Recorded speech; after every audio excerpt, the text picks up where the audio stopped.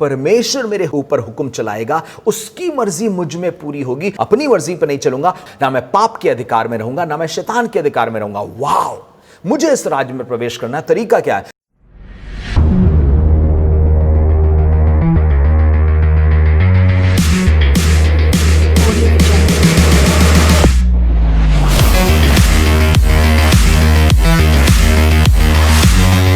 Hello and welcome again to Jiyo Zindagi, और इस program में जिसका नाम है built on the foundation. Foundation हमारी प्रभु यीशु मसीह है। उससे बेहतर फाउंडेशन और कुछ हो नहीं सकता। वो उसकी सामर्थ, उसका अनुग्रह, उसकी शिक्षाएं, उसका जीवन जो अपने आप में हमारे लिए सबसे बड़ी शिक्षा है, उसी पर आप और हम बने हैं। मेरी इच्छा है कि आज आपके बीच में एक सवाल रखूं, और वो ये है कि हम अक्सर सुनते हैं या किसी भी नए जन को बताया जाता है कि तुम्हें नए सिरे से जन्म लेना अवश्य है। ये क्या है नए सिरे से जन्म लेना, और क्यों यूहन्ना ही इसके बारे में बताता है? क्यों मत्ती, मरकुस और लूका इसके बारे में कुछ नहीं बोलते? ये निकोदेमस की ये पूरी कहानी सिर्फ यूहन्ना ही बता रहा है। ऐसा क्यों हुआ है और क्या कारण है? क्या दूसरे और लोगों ने इसका कोई जिक्र नहीं किया है? क्या मतलब है जल और आत्मा से जन्म लेने का? क्या बपतिस्मे की बात हो रहा है, पवित्र आत्मा से भर जाने की, अन्य भाषाओं में बोलने की, या वरदानों से भर जाने की? क्या मतलब है कि कोई व्यक्ति उद्धार पा चुका, नया जन्म पा चुका है? हम कैसे जाने? चलिए पढ़ते हैं जहां से यह शुरुआत हुई है, और वो है 3 अध्याय यूहन्ना का। फरीसियों में से निकोदेमस नामक यहूदियों का एक सरदार रात में यीशु मसीह के पास आया और आकर उससे कहा, हे रब्बी, हम जानते हैं कि तू परमेश्वर की ओर से गुरु होकर के आया, क्योंकि कोई इन चिन्हों को जो तू दिखाता है, यदि परमेश्वर उसके साथ ना हो तो नहीं दिखा सकता। पहली चीज हम ये समझ गए, उसने ये नहीं कहा कि मैं, पर उसने कहा, हे रब्बी, हम जानते हैं। इसका मतलब हम जानते हैं, यहूदियों में से बहुत से लोग, शास्त्री फरीसी भी इस बात पे कन्विंस होते जा रहे हैं कि तू खुदा की ओर से आया है। आपको बताना मांगता हूं, इसका मतलब ये नहीं कि कन्विंस हो रहे थे तो वो उद्धार पाते चले जा रहे थे, क्योंकि उस उद्धार के लिए फिर यीशु मसीह ने बताया। उन्होंने कहा, ये हम जानते हैं कि तू खुदा की ओर से होकर आया। क्यों? तेरे चिन्ह चमत्कार इस बात की गवाही देते हैं कि तू परमेश्वर की ओर से ठहराया हुआ कोई जन है। लेकिन आगे लिखा हुआ है, यीशु ने उसको उत्तर दिया, मैं तुझसे सच सच कहता हूं कि यदि कोई नए सिरे से न जन्मे तो परमेश्वर का राज्य देख नहीं सकता। यह बात क्यों बोली यीशु मसीह ने कि अगर कोई नए सिरे से न जन्मे तो परमेश्वर का राज्य देख नहीं सकता? यह देख रहा है यीशु मसीह को, यह देख रहा है कि यह परमेश्वर की ओर से गुरु होकर आया है, प्रभु होकर के नहीं। उसने यह नहीं कहा कि मैं जानता हूं कि तू परमेश्वर की ओर से उद्धार करता होकर आया। उसने कहा, मैं जानता हूं कि तू परमेश्वर की ओर से, या हम जानते हैं कि तू परमेश्वर की ओर से एक टीचर होकर आया। क्या सिखाना मांग रहा है तू?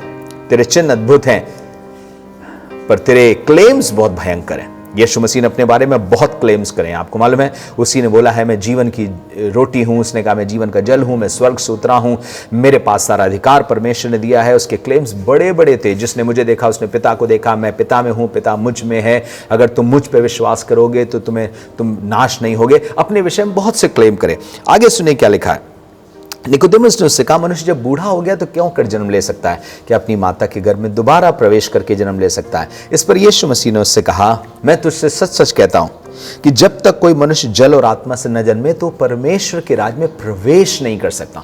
वो परमेश्वर का राज्य जो आने वाले समय में अद्भुत रीति से स्थापित होगा, और आज भी है, जिसमें लोग प्रवेश कर रहे हैं, अर्थात जीवन में, सामर्थ में, परमेश्वर की हुक्मरानी में, कि परमेश्वर मेरे ऊपर हुक्म चलाएगा, उसकी मर्जी मुझ में पूरी होगी, वो जैसा चाहेगा वैसा चलाएगा, वो मेरा राजा बन जाएगा। अब मैं स्वार्थ की उस पे नहीं चलूंगा, अपनी मर्जी पे नहीं चलूंगा, और शैतान के अधिकार में नहीं रहूंगा। ना मैं पाप के अधिकार में रहूंगा, ना मैं शैतान के अधिकार में रहूंगा। वाह, मुझे इस राज्य में प्रवेश करना है। तरीका क्या है? उसने कहा, जब तक कोई जल और आत्मा से जन्म ना ले। कहना क्या मांग रहा है यीशु मसीह? जल और आत्मा से जन्म लेना। सुनिएगा क्या लिखा है। यीशु मसीह ने कहा 6 पद में, क्योंकि जो शरीर से जन्मा वो शरीर है, जो आत्मा से जन्मा वो आत्मा है। अचंभा ना कर कि मैंने तुझसे कहा कि तुम्हें नए सिरे से जन्म लेना अवश्य है। इसका मतलब तू भी, यहूदियों का सरदार होने के बावजूद, तू भी अचंभा ना कर इस बात पे कि तुझ जैसे व्यक्ति को भी नए सिरे से जन्म लेना अवश्य है। इसका मतलब क्या है? परमेश्वर ये नहीं कह रहा है कि तुम उसी व्यवस्था की चीजों पर, उन्हीं सब चीजों पर कुछ और नई चीजें लाद दो। ना ना ना ना ना, पुराने पर नए का पैबंद नहीं लग सकता।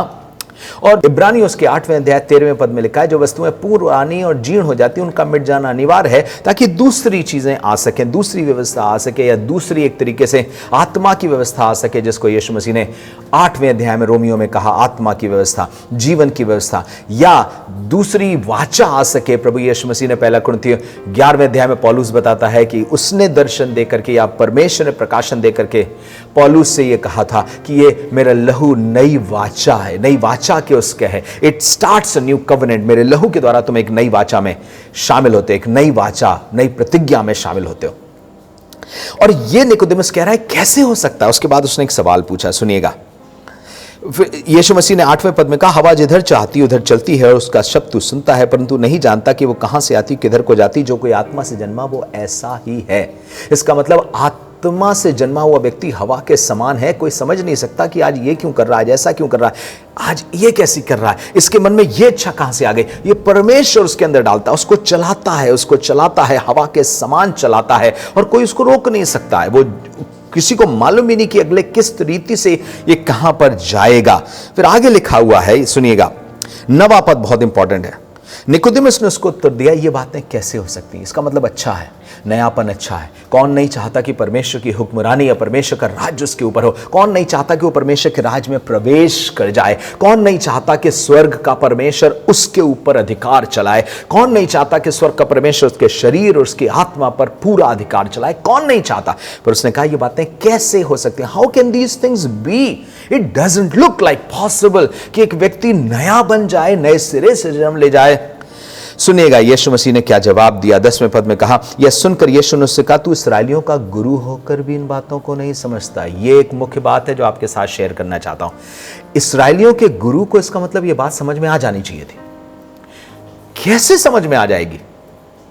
क्या इससे पहले कहीं लिखा था? जी हां, यही चाहता हूं कि मैं इसको निकाल करके आपके सामने पढ़ूं। यहेजकेल उसका 36 अध्याय उसके 25वें पद में जल और आत्मा का एक साथ जिक्र किया गया था। कहां जिक्र किया गया था? उस नई वाचा को स्थापित करते हुए भी उसने बोला था, क्या था? 25वें पद से पढ़ रहा हूं, मैं तुम पर शुद्ध जल छिड़कूंगा। ये कौन लोग थे? ये इसराइलियों की बात कर रहा था कि तुमने अन्य जातियों के बीच में जाकर के वैसा ही व्यवहार कर लिया है और तुमने मेरे नाम की निंदा करी। मैं अपने नाम को फिर से महिमा दिलाऊंगा, और महिमा दिलाने का तरीका क्या है? मैं अपनी प्रजा को शुद्ध करूंगा। पूरा 36वां अध्याय पढ़िएगा, आपको परमेश्वर शिकायत करता दिखाई देगा कि तुमने मेरे नाम का अपमान किया, तुमने बुराई करी है, तुमने गलत व्यवहार किया है, तुम्हारी वजह से अन्य जातियों के बीच में मेरी निंदा हो रही है, पर मैं अपने नाम को महिमा दूंगा। और तरीका क्या होगा? तरीका यह होगा, सुनिए क्या कह रहा है। 25वें पद से पढ़ रहा हूं, कह रहा है, मैं तुम पर शुद्ध जल छिड़कूंगा और तुम शुद्ध हो जाओगे, और तुम्हारी सारी अशुद्धता और मूर्तों से तुम्हें शुद्ध कर दूंगा। शुद्ध जल छिड़कने से शुद्ध कर देगा? क्या तात्पर्य है ये? सुनिएगा आगे क्या कह रहा है। आगे 26वें पद में, मैं तुमको नया मन दूंगा, तुम्हारे भीतर नई आत्मा उत्पन्न करूंगा, तुम्हारी देह में से पत्थर का हृदय निकालकर तुमको मांस का हृदय दूंगा। इसका मतलब ये मांस का हृदय डेवलप नहीं होगा, मैं दूंगा। पत्थर का हृदय मैं निकालूंगा, मैं तुम्हारे अंदर इस मांस के हृदय को डालूंगा, मैं इस ट्रांसफॉर्मेशन को लेकर के आऊंगा। पुराने नियम में जो वाचा थी, पुरानी व्यवस्था थी, उसमें तुमको ये करना होगा, तू ऐसा करना, तू ऐसा करना, तू ऐसा करना। और नई वाचा में क्या कह रहा है? मैं करूंगा, मैं करूंगा और मैं करूंगा। मैं शुद्ध जल छिड़कूंगा, मैं तुम्हें शुद्ध कर दूंगा, अशुद्धताओं से दूर करूंगा, मैं मांस का हृदय डालूंगा, पत्थर का हृदय निकालूंगा। और 27वें पद को और अच्छी तरह से बयान कर रहा, मैं अपना आत्मा तुम्हारे भीतर देकर ऐसा करूंगा कि तुम मेरी विधियों पर चलोगे। इसकी बात कर रहा था, ये नयापन कि मैं कैसे परमेश्वर की विधियों पे चल सकूं। उसने कहा, दो ही तरीका है, जल और आत्मा से। तो ये जल क्या है? जल परमेश्वर के वचन की बात कर रहा था। He was talking about the word of God। वो उस पानी की बात नहीं कर रहा जिसमें हम बपतिस्मा लेने के लिए उतरते हैं। ना ना ना ना ना ना, वो कहां से हमें शुद्ध करता है? बिल्कुल नहीं, क्योंकि बहुत से ऐसे होंगे जिन्होंने बपतिस्मा ले तो लिया है, लेकिन प्रभु यीशु को सच्चाई से जाना नहीं है, ग्रहण नहीं किया है। पर आपको बताऊं, जितनों ने प्रभु के वचन को ग्रहण किया है, उन्होंने उद्धार पाया है। प्रेरितों के काम 2 अध्याय में 37वें पद से, जिन्होंने वचन को सुनकर के उनके हृदय छिदे थे, उन्होंने बपतिस्मा लिया। फिर आगे 39वें, 40वें, 41वें, 42वें पद तक वो बता रहा, जिन्होंने वचन को ग्रहण किया उन्होंने बपतिस्मा लिया। जिन्होंने वचन ग्रहण किया उनका जीवन बदलने लगा, और उद्धार पाए हुए लोगों के साथ मिलकर के एक नया ही व्यवहार करने लगे। ये कौन लोग थे? जिन्होंने वचन को ग्रहण किया। इसके विषय में थोड़ा सा और बताना चाहता हूं, ध्यान से सुनिएगा। ये कौन लोग थे? ये वचन को ग्रहण करने वाले लोग हैं। जल क्या है? वचन। और आत्मा पवित्र आत्मा है। सुनिएगा, सबसे पहले परमेश्वर शुद्ध जल छिड़केगा, अर्थात परमेश्वर का वचन आपके पास आएगा। गवाहियां अच्छी हैं, लोगों की गवाहियां सुनना अच्छा है, उससे विश्वास पैदा होता है कि हम भी चंगाई पाएं, हम भी छुटकारा पाएं, हम भी आशीष पाएं। लेकिन वचन आपको बताता है कि किस रीति से स्वर्ग के परमेश्वर ने जगत से प्यार करके अपने बेटे को भेजा, ताकि अब हमारे पापों से छुड़ा करके हमें स्वर्ग राज्य में और इस पृथ्वी पर जब तक हम जीवित हैं महिमा का जीवन दे सके। यह संदेश उसने अपने बेटे के द्वारा दिया था। मैं चाहता हूं कुछ पदों को आपके बीच में पढ़ना, और वो होगा इफिसियों उसका पहला अध्याय उसके 11वें पद से। लिखा है, उसी में जिसमें हम भी उसी की मनसा से जो अपनी इच्छा के मुताबिक सब कुछ करता है, यानी परमेश्वर जो अपनी इच्छा के मुताबिक सब कुछ करता है, उसी में पहले से ठहराए जाकर मीरास बने।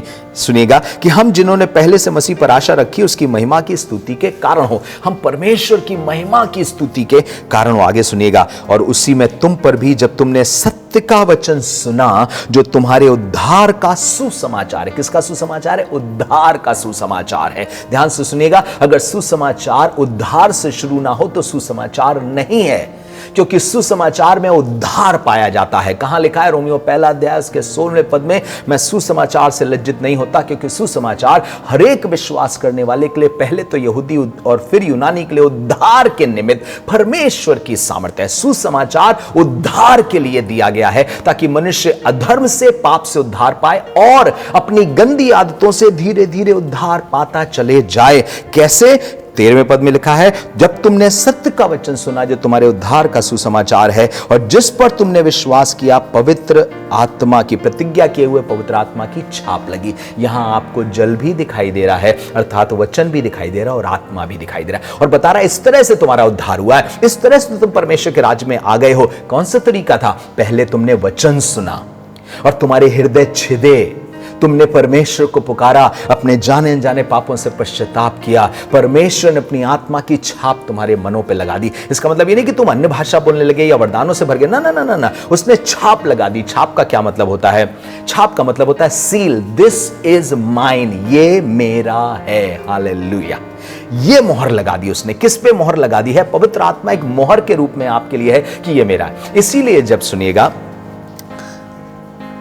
कर्नीलियस के घर पे जब पतरस बोल ही रहा था, वो अन्यजाति थे सारे लोग, बोल ही रहा था पतरस, और पवित्र आत्मा सब सुनने वालों पर उतर आया। पतरस कहने लगा, इसका मतलब परमेश्वर ने अन्य जातियों को भी मन फिराव का अवसर दिया है। इसका मतलब परमेश्वर ने अन्य जातियों को भी चुन लिया है। ये साइन था, ये होली स्पिरिट एक सील की तरीके से आता है। जरूरी नहीं कि कोई एक वरदान के रूप में आए, पर पवित्र आत्मा उसी समय आपके ऊपर सील की तरह लग जाता है जब आप उसके वचन पर विश्वास कर लेते हैं। इफिसियों 5वां अध्याय उसका 26वां पद पढ़ रहा हूं, ऐसा लिखा हुआ है, 25वां 26वां, हे पतियों अपनी अपनी पत्नी से प्रेम रखो, जैसा मसीह ने भी कलीसिया से प्रेम करके अपने आप को उसके लिए दे दिया, कि उसको वचन के द्वारा जल के स्नान से शुद्ध करके पवित्र बनाए। सो ये क्या चीज है जो मुझे पवित्र बनाती, शुद्ध करती? वचन पवित्र बनाता है, वचन शुद्ध करता है। कलीसियाओं में पवित्रता की कमी का मुख्य कारण यह है कि हमारा फोकस संसारिकता है, आश्चर्य कर्म है, महिमा और भरपूर ये तमाम चीजें हैं,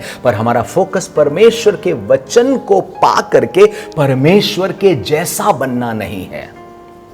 शत्रु ये बताने की कोशिश कर रहा है तुम ठीक हो, जो कुछ है वो सब ठीक है। नहीं, वो कह रहा है ना, एक नई शुरुआत होगी, और ये नई शुरुआत, नया जन्म कब होगा? जब तुम वचन को सुनोगे, विश्वास के साथ बैठेगा, और होली स्पिरिट की सील तुम्हारे ऊपर, पवित्र आत्मा की सील तुम्हारे ऊपर लग जाएगी, और ये साइन होगा कि तुम परमेश्वर के राज में प्रवेश कर चुके हो। प्रभु के दासों में आपसे कहना मांगता हूं, परमेश्वर का वचन बहुत क्लियरली आपको बता रहा है, यह है नया जन्म, यह है नया जन्म। आप एक नए कवेनेंट में शामिल हो गए, एक नई वाचा में शामिल हो गए। अब आप एक पुरानी सृष्टि नहीं रहे। 2 कुरिन्थियों 5वां अध्याय उसके 15वें पद से आगे के मुताबिक अब आप नई सृष्टि हो गए मसीह यीशु में। पुरानी बातें बीत गई, देखो सब नई हो गई। इसके मतलब हमारा व्यवहार नया हो गया, सोच नई हो गई। क्यों? क्योंकि एक नया वचन हमारे अंदर आ गया है। पुरानी वाचा के अधीन नहीं रहे, हम पुरानी व्यवस्था के अधीन नहीं रहे, अब हम अपनी भी व्यवस्था के अधीन नहीं रहे। हमारे पापा ऐसा करते थे, हमारी मम्मी ऐसा किया करती थी, हमारे खानदान में तो ऐसे ही चलता, भैया हमारे चर्च में तो ऐसे ही चलता है, मैंने तो यही देखा है। ना ना ना ना ना ना, अब जब सब कुछ शेप होगा इस वचन के अनुसार, everything will be shaped, your mindset will be shaped according to this word. और नहीं तो क्या होगा, संसारिकता का सब कुछ आपके अंदर रहेगा तो आप उससे वंचित रह जाओगे। इसलिए वचन आपको शुद्ध करता है, वचन आपको पवित्र बनाता है। और इसलिए मैं आपसे निवेदन करना चाहता हूं, परमेश्वर के वचन से भरें। नए जन्म का मतलब क्या है? नए जन्म का मतलब यह है एक नई सृष्टि बन जाना। दूसरे कुरिन्थियों 5:15 से 17 के मुताबिक नए जन्म का मतलब है आत्मा की अगुवाई में चलना, जिस तरीके से यूहन्ना 3 में लिखा है, जैसे हवा चलती है। नए जन्म का मतलब क्या है? पुराना सब कुछ मिट जाना, हमारा व्यवहार नया हो जाना, सोच नई हो जानी, हमारी बुद्धि का नया हो जाना। और फिर उसके बाद क्या है? उसके बाद परमेश्वर का अधिकार हम पर है और हमारे अंदर काम कर रहा है और हमारे द्वारा काम कर रहा है। हालेलुया, यही नया जन्म है। अब एक और बात बताना चाहता हूं कि क्यों हमें यह नया जन्म मिला है।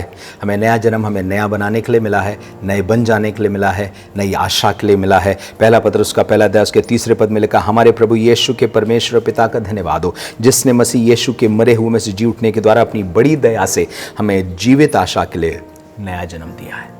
एक जीवित आशा के लिए आपको नया जन्म मिला है। इसका मतलब नए जन्म के बाद आपके अंदर आशा पैदा होगी और जीवित आशा पैदा होगी। काहे की आशा? आगे वो भी लिखा हुआ है, अपनी तरफ से आशा जोड़ मत दीजिएगा, आगे लिखा है अर्थात एक अविनाशी, निर्मल और अजर मीरास के लिए जो तुम्हारे लिए स्वर्ग में रखी है। इसका मतलब क्या है? नए जन्म के बाद सिर्फ ये आशा मत करिए कि ये हमें ये मिल जाएगा, वो मिल जाएगा, 56 लाख की चौथाई मिल जाएगी, इतने करोड़ मिल जाएंगे, ये सब कुछ ईश्वर करे आपको दे। पर आपको मालूम है इससे भी भयंकर और अद्भुत एक मीरास है। क्या है? हम यीशु के जैसे हो जाएंगे, हम मुर्दों में से जी उठेंगे, हम उसको प्राप्त करेंगे, वो मुझे देखेगा, मैं उसको देखूंगा, हम उसके साथ सदा काल के लिए रहेंगे। ये हमारी आशा का कारण है। इस जीवित आशा में आप नए जन्म को प्राप्त करें। अगर आपने नए जन्म को नहीं प्राप्त किया है, जरूर से किसी से मुलाकात करें, परमेश्वर का वचन पढ़ें और वचन के द्वारा आप शुद्धता को पाएंगे और पवित्र आत्मा आपके ऊपर छाप के रूप में लगेगी। God bless you. परमेश्वर आपको आशीष दे। आमीन।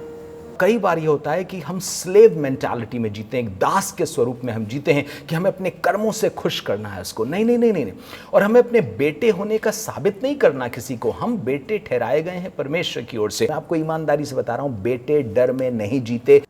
I hope you are blessed by our episodes. We would request you to subscribe and like. Press the bell icon if you want to be notified. अगर आप चाहते हैं कि आपके पास ये संदेश पहुंच जाए समय पर, तो आप ज़रूर से बेल आइकन भी दबा सकते हैं। ज़रूर से किसी के साथ शेयर करें अगर आपको बरकत मिली है तो। God bless you and God multiply your blessings.